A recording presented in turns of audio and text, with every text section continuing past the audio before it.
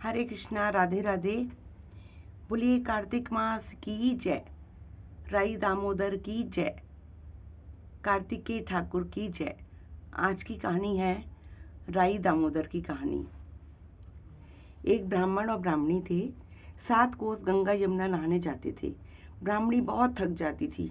एक दिन वो बोली कि कोई बेटा होता तो बहू आती, घर में खाना बना हुआ मिलता, कपड़े धुले हुए मिलते। ब्राह्मण बोला, अरे तूने ऐसी क्या बात कही, ला मैं तेरे लिए बहू ला देता हूँ। एक पोटली में तू आटा बांध दे, उसमें थोड़ी सी मोहर अशरफी भी डाल दे। उसने पोटली बांध दी। ब्राह्मणी ने पोटली बांध दी और ब्राह्मण चल दिया। कुछ दूर पे जब गया तो उसने जमुना जी के किनारे कुछ लड़कियों को अपने मिट्टी के घर बनाकर खेलते हुए देखा। उसमें से कुछ तो लड़कियां तोड़ देती थीं और कुछ नहीं, एक नहीं तोड़ती थी। तो उनमें से एक बोली कि मैं तो अपना घर नहीं बिगाड़ती, मुझे तो अपने घर रहने के लिए चाहिए। ब्राह्मण ने को वो लड़की मन में भा गई। वो मन ही मन सोचने लगा कि इन लड़कियों में से केवल एक यही समझदार लड़की है। सब लड़कियां अपना अपना घर तोड़ देती हैं, लेकिन ये अपना घर जोड़ के रखती है। वो उसके पीछे पीछे हो गया। जब वो लड़की अपने घर पहुंची तो उसने अपना घर दरवाजा बंद कर लिया।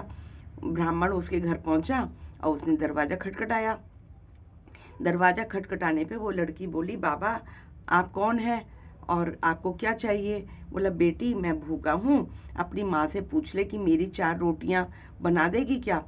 तो कार्तिक का महीना है, मैं किसी के घर की रोटी नहीं खाता हूँ, मेरे पास ये आटा है, अपनी माँ को दे दे और अपनी माँ से कह दे कि इस आटे को छान लेंगी। बोले ठीक है, अच्छी बात है बाबा। उस लड़की ने अपनी माँ से कहा कि माँ, दरवाजे पे एक बाबा आया है, वो बैठा है और वो कह रहा है कि उसने अपना आटा दिया है और कहा है कि इसे छान लेना और उसकी 4 रोटी बना दो। माँ बोली, अरे उसमें क्या बात है, जहाँ सब घर में इतने लोग खाते हैं 4 रोटी वो भी खा लेगा। तो उसने कहा, ना मैं अपने ही आटे की रोटी खाऊंगा, मैं किसी के घर का नहीं खाता। जब उसने कहा ठीक है, अच्छा। उसने जब आटा छाना तो उसमें से इतनी अशर्फियां निकली। तो वो बोली, वो अपने मन ही मन सोचने लगी कि जिसके आटे में इतनी मोहर अशर्फियां हैं तो उसके घर में कितनी होंगी। तो जब बाबा रोटी खाना खाने बैठा तो लड़की की माँ बोली, बाबा तुम लड़के की सगाई करने जा रहे हो? बाबा कहने लगा, मेरा लड़का तो काशी जी पढ़ने गया हुआ है। तो बोला, अच्छा अगर तुम कहो तो खांड कटोरे। तो बोले, मेरी लड़की का कोई अच्छी रिश्ता देख के लड़की का रिश्ता कर दो। तो उसने कहा, अगर तुम कहो तो खांड कटोरे से मैं तुम्हारी लड़की को ब्याह के ले जाऊं, क्योंकि मेरा लड़का तो अभी काशी पढ़ने गया हुआ है।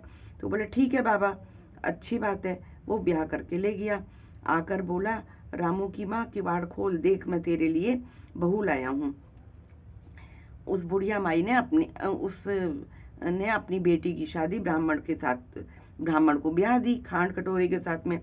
जब ब्राह्मण आया और बुढ़िया ने दरवाजा खोला तो बोली, अरे दुनिया तो ताने मारती है, तू भी बोल मार लो ताने, हमारे तो 7 जन्म में भी बेटा नहीं है, बहू कहाँ से आएगी?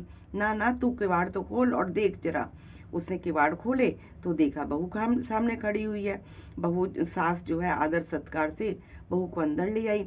बूढ़े बुढ़िया नहाने गए, बहू सारा काम कर देती, खाना बनाती, कपड़े धोती, रात को उनके पांव दबाती। इस तरह से बहुत समय निकल गया। सास बोली, बहू चूल्हे की आंच ना कभी बुझने मत दियो और मटके का पानी कभी खत्म मत होने दियो। एक दिन चूल्हे की आंच बुझ गई। भागी भागी बहू पड़ोस के घर में गई। बोली, पड़ोसन मुझे थोड़ी सी आंच दे दो, मेरे चूल्हे की आंच बुझ गई है, मेरे सास ससुर आते ही होंगे, सुबह 4 बजे के गंगा यमुना नहाने गए हुए हैं। पड़ोसन ने कहा, अरे तू तो पागल है, बावली है, तुझे तो ये यूं ही उठा के ले आए हैं, इनके तो 7 जन्म में भी कोई बेटा नहीं है। बहू बोली, ना ना, इनका बेटा तो काशी जी पढ़ने गया हुआ है। बोली, ना इन्होंने तेरे से झूठ बोला है। अब तो बोली, अब मैं क्या करूं? तो पड़ोसन बोली, एक काम कर, जली फूकी रोटी बना दे और इनको खाने को दे और अलोनी दाल दे दे। अलोनी मतलब जिसमें नमक नहीं होता, फीका होता है, बिना नमक का, कि अलोनी दाल दे दे। खीर की कड़छी दाल में डाल दे, दाल की कड़छी खीर में डाल दे। उसको पड़ोसन की बात भा गई। उसने ऐसे ही किया। सास ससुर आए, आज ना तो उसने कोई आदर सत्कार किया, ना उनके कपड़े लिए धोने के लिए, ना खाना लगा दिया। सास बोली, अरे बहू ये क्या, ये तो जली फूकी रोटी है, अलूनी दाल है, आज तुझे क्या हो गया? तो बोले, खा लो सासू जी, तुम एक दिन खा लोगी तो तुम्हारा कुछ बिगड़ नहीं जाएगा, मुझे तो जीवन भर अलूनी ही रहना है। सास बहू बोली, बहू को तो लगता है किसी पड़ोसन ने सिखा दिया है। रात को सो गई। सुबह भागी भागे पड़ोसन के पास गई बहू और बोली, अब मैं क्या करूं? तो वो बोली, सातों कोठों की चाबी मांग ले अपनी सास से। पड़ोसन जो है उनको सिखाने में लगी हुई थी। तो जब सास जाने लगी तो आगे अड़के खड़ी हो गई, बोली, मैं तुम्हें बाद में जाने दूंगी, पहले मुझे अपने इन सातों कोठों की चाबी दे दो।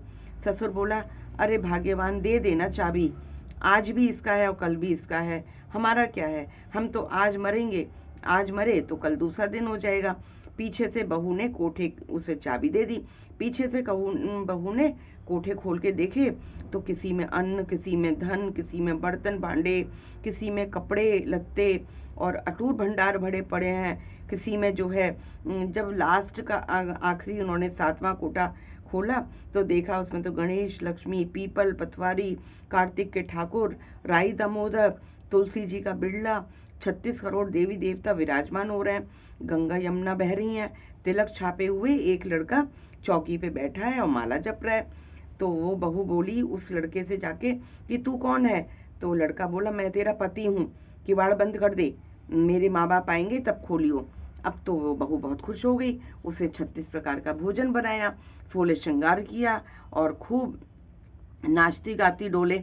सास ससुर आए, बड़े प्यार से उसने उनसे बात करी, उनके कपड़े धोए, खाना खिलाया। बुढ़ा बोला, बहू तो धन देख के राजी हो गई, कल तो बहुत अकड़ रही थी, आज देखो कितनी खुश हो गई। बहू सास के पैर दबाती जाए और कहती जाए, माँ जी तुम इतनी दूर 12 कोस गंगा यमुना नहाती हो, थक जाती होगी, तुम घर में ही नहा लिया करो ना। सास बोली, बावली, कहीं घर में भी गंगा यमुना बहती हैं? बहू बोली, हाँ हाँ माँ जी, चलो मैं दिखाती हूँ, घर में गंगा यमुना बह रही हैं। उसने 7वां कोठा खोला और दिखाया, उसमें तो गणेश, लक्ष्मी, पीपल, पतवारी, तुलसी, कार्तिक के ठाकुर, राई दामोदर, शिव, पार्वती, 36 करोड़ देवी देवता सब विराजमान है, गंगा यमुना भी बह रही हैं। तिलक छापे एक लड़का बैठा हुआ है चौकी पे, वो अपनी माला जप रहा है। तो माँ बोली, तू कौन है लड़के? वो बोला, अरे माँ मैं तो तेरा बेटा हूँ। बोले, तू कहाँ से आया?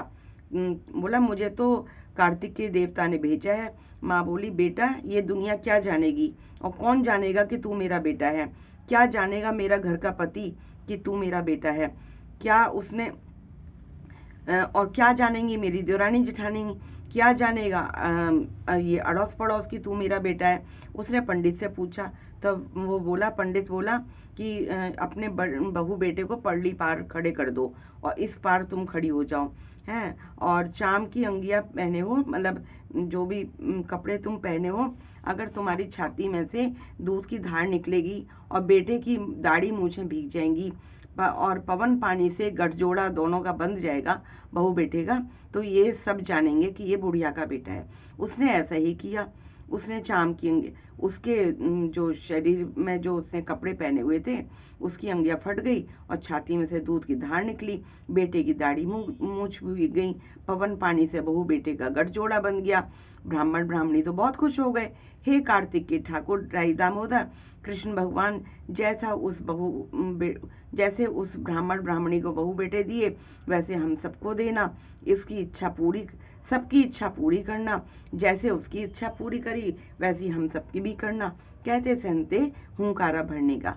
बोल राई दामोदर भगवान की जय, बोल कार्तिक मास की जय। जय जय श्री राधे श्याम।